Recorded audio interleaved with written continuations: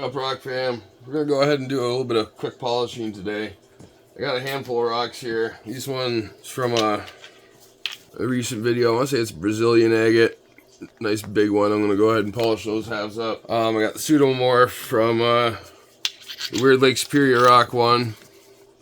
I'll go ahead and finally get around to polishing that guy up good. I got this big piece of quartz with tourmaline. It looks all nice and blue.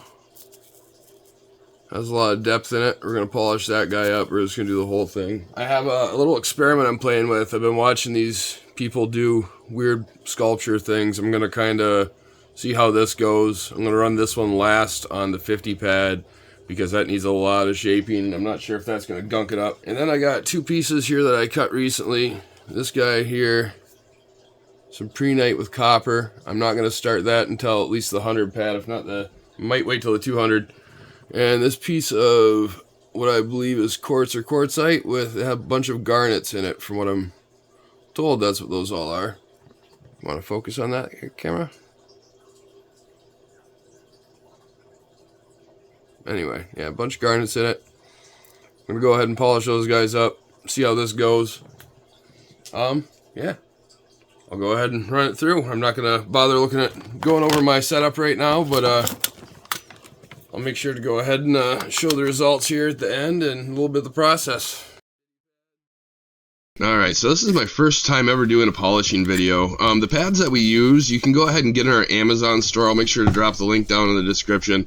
They're pretty cheap. It's like 25 bucks or whatever, and they go from 50 grit all the way up to 6,000 grit, plus a little polishing fabric one. I don't know how you call it, but yeah, all in all, they work really good. It takes a little bit of time. Depending on how big the rock is, it can take like 2 minutes per pad, all the way up to like 10-15 minutes per pad. For instance, the blue quartz that I do in this video, I put at least 2 hours into that one. It was a lot of work, and I'm still not 100% happy with it, as you will see, but it does look amazing, which you will also see.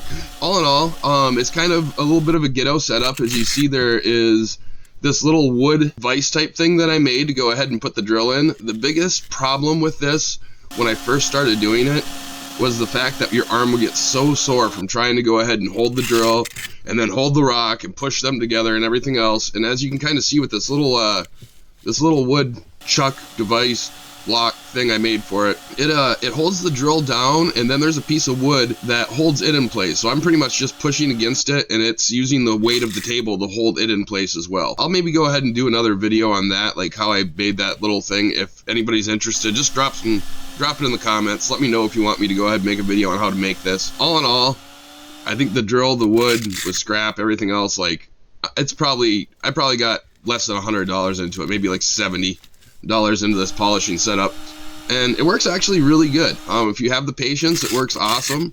It's just it's a process. It's nothing that happens too quick, and if you're willing to work for those pretty shiny rocks, then this is a great way to go about it, because it's very inexpensive. Oh, last pad it looks like here.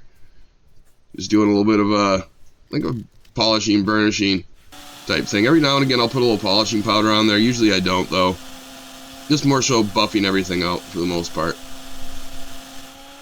Hey there, Rock fam. Alright, polishing is finally done. These 9 pieces, it ended up taking roughly about 9 hours or so, and I want to say at least 2 hours were spent on that piece of blue quartz.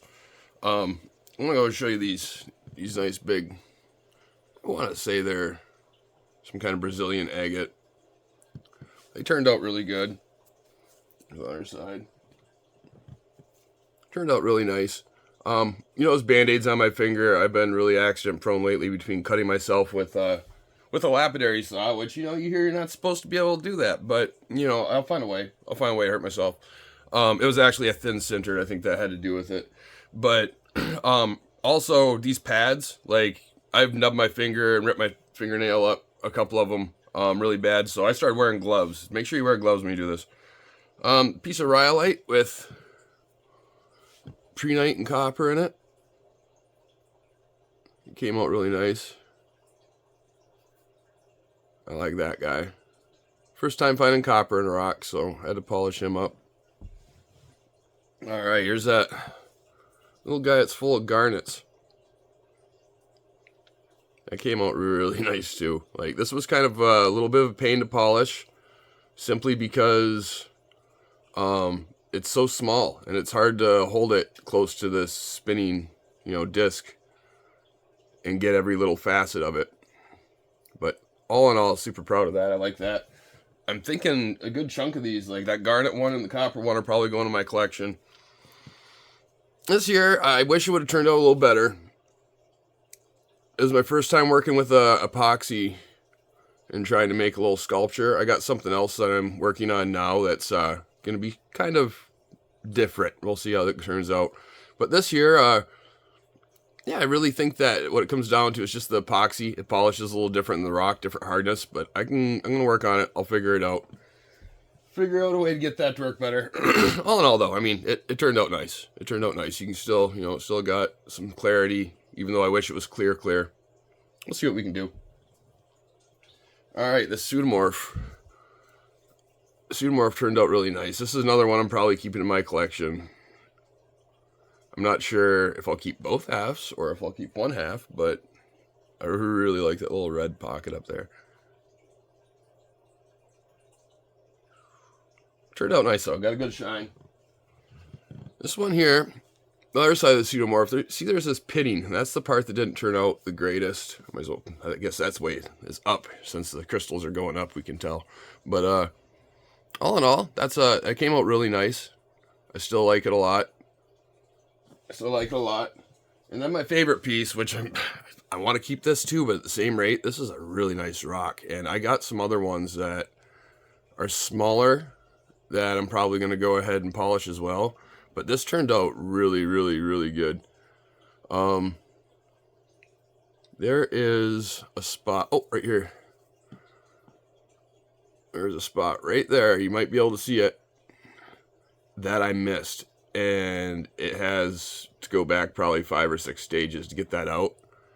But other than that, like, it's perfect other than that. And I hate to go back and redo it. Actually, now that I'm noticing it, there's a tiny bit down here in this corner too. It's just hard. It was hard to make sure you went over every single surface and remembering, what you went over already, because the corners I tried to spend a lot of time on, but apparently I still missed some things. I might have to, who knows, I might go back and redo it. I'm not sure. I don't really want to. I kind of think it's really nice the way it is. And I did put like 2 hours into this already, so. But, yeah. I hope you enjoyed. I'll go ahead and do a video sometime soon showing exactly what I do for the whole polishing setup. It's kind of ghetto. It's whatever.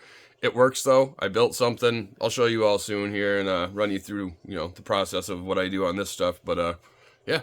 Everyone have an awesome day. Until the next one, deuces, Rockman.